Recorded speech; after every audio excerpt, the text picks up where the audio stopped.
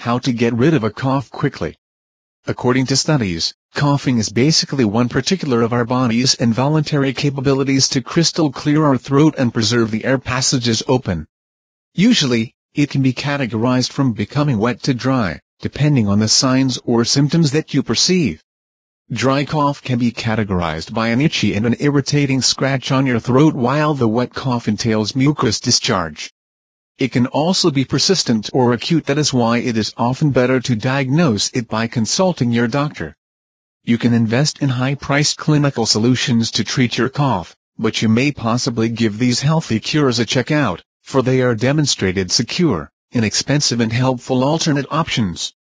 Please visit the site howtogetridofadrycough.com for more complete details. See you there.